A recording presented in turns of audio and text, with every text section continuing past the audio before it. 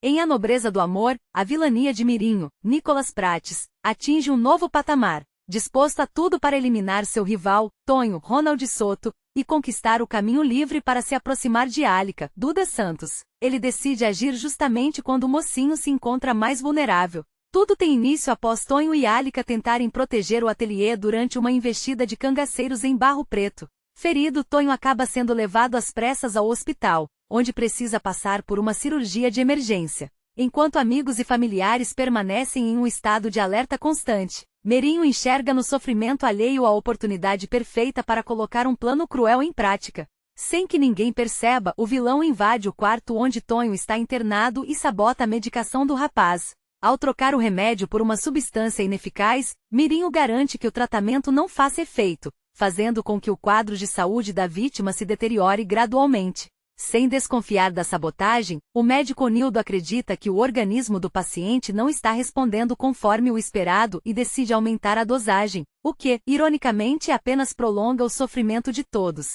A farsa só começa a desmoronar dias depois, quando a equipe médica finalmente identifica que a medicação foi adulterada. Com o tratamento corrigido, Tonho começa a apresentar uma lenta, porém constante melhora. Após dias de angústia, Alika presencia o momento em que o namorado finalmente desperta, acreditando que o pior tenha ficado para trás. No entanto, o alívio logo dá lugar à surpresa. Ao abrir os olhos, Tonho chama a jovem pelo seu nome verdadeiro, Alika, deixando um mistério no ar. A Nobreza do Amor, trama assinada por Duca Rachid, Júlio Fischer e Elísio Lopes Jr., é exibida de segunda a sábado, a partir das 18h20 na Globo. Siga o RDN no Google e tenha acesso a resumos e spoilers das novelas antes de todo mundo. E é impressionante como, no mundo da teledramaturgia, a gente sempre acaba voltando para o arquétipo do vilão que não mede esforços, não é mesmo?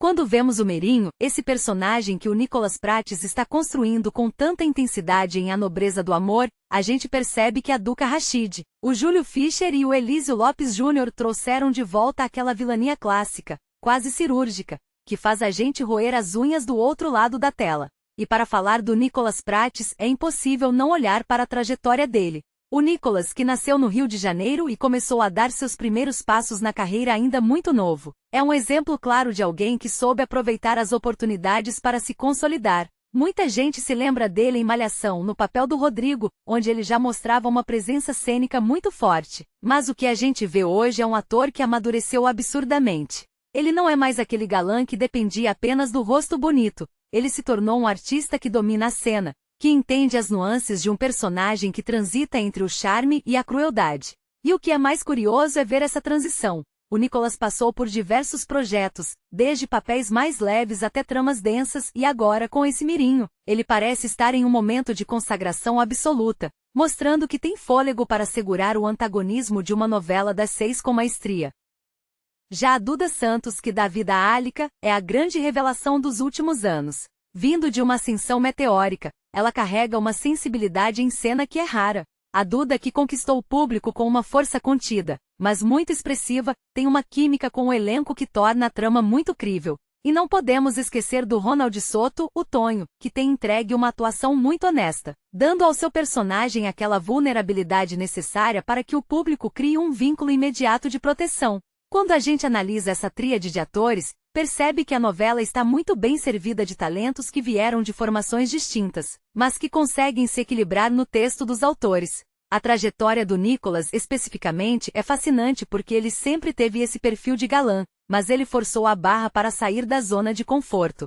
Ele buscou papéis que exigiam mais, que fugiam do óbvio, e esse Mirinho é o ápice desse esforço. Ele não é um vilão de desenho animado. Ele tem camadas, ele tem uma obsessão que, por mais condenável que seja, é justificada dentro da lógica distorcida que o personagem criou para si mesmo. Olhando para o passado, a gente lembra de tantos vilões icônicos da nossa televisão que, assim como Mirinho, tentaram sabotar a recuperação dos mocinhos em hospitais. É um clichê, sim, mas é um clichê que funciona porque mexe com o nosso medo mais primitivo, a impotência diante da fragilidade da vida.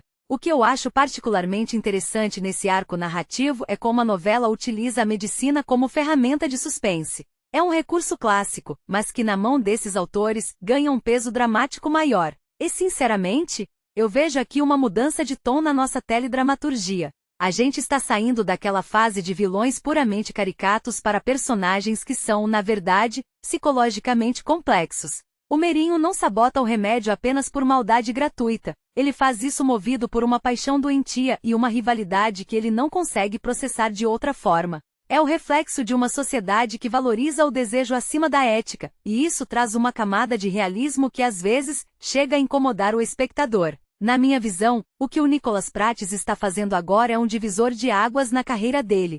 Ele encontrou o equilíbrio perfeito entre o carisma natural que ele sempre teve e a densidade de um vilão que a gente quer ver se dar mal, mas que a gente não consegue parar de observar. A forma como ele transita entre a fachada de bom moço e o executor de planos cruéis é de um controle técnico impressionante. E a Duda Santos como a Alika traz esse contraponto de pureza e força que segura o público.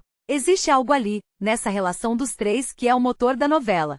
O mistério sobre o nome dela, esse segredo que está guardado e que parece prestes a ser revelado, coloca mais lenha na fogueira. Eu particularmente gosto muito de tramas que misturam esse drama romântico com elementos de suspense mais voltados para o cotidiano, como a rotina hospitalar ou as tramas de poder em pequenas comunidades, como esse cenário de Barro Preto. Isso aproxima a ficção da realidade, mesmo quando a gente está falando de uma novela de época. Acho também que é importante pontuar o papel dos autores. Duca Rachid, Júlio Fischer e Elísio Lopes Júnior conhecem profundamente o folhetim. Eles sabem exatamente a hora de segurar a informação e a hora de entregar o cliffhanger para o dia seguinte.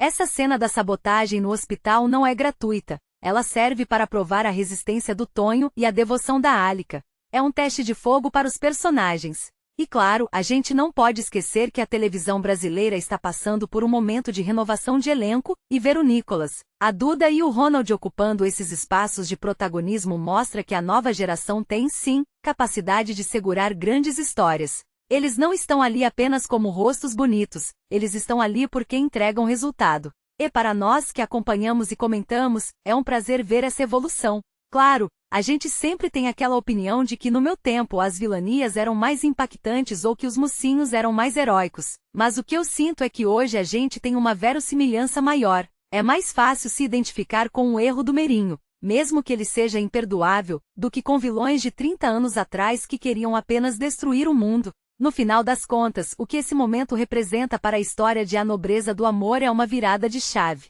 A partir de agora, as máscaras começam a cair. Quando Tonho acorda e chama pela Alika, isso abre uma porta para uma série de perguntas. Será que ele sabe da sabotagem? Será que ele desconfia do Merinho? Ou será que o trauma da quase morte trouxe à tona alguma memória que estava escondida? Tudo isso deixa a audiência presa. Eu particularmente acredito que essa reta final da recuperação do Tonho vai ser o grande motor para que a verdade sobre o Merinho apareça. E a gente sabe que em novela, quando a verdade aparece, o estrago é grande. É esse tipo de tensão que mantém a televisão aberta viva, relevante e essencial. O Nicholas Prates, sem dúvida, está construindo um legado que vai ser lembrado por muito tempo como o momento em que ele provou definitivamente que pode ser tanto o galã quanto o vilão que a gente ama odiar. E a gente continua aqui de olho em cada detalhe, esperando para ver como esse xadrez vai se desenrolar, porque no fim das contas, a gente é apaixonado por essa arte de contar histórias, de ver o mocinho sofrendo, o vilão articulando e a verdade, mesmo que tarde, sempre encontrando seu caminho. É por isso que eu amo o que eu faço e é por isso que a gente continua assistindo, todo dia, às 18h20. Não tem como fugir, a gente quer saber o que acontece depois. Pessoal, tô pedindo sua ajuda. Sabe desde quando eu gravo notícia? Sabe desde quando eu faço isso? Mais de 15 anos, ou seja, me ajude aí a crescer mais esse canal. São notícias atualizadas. Você não precisa ficar procurando, a notícia chega até você e você escolhe se quer assistir ou não.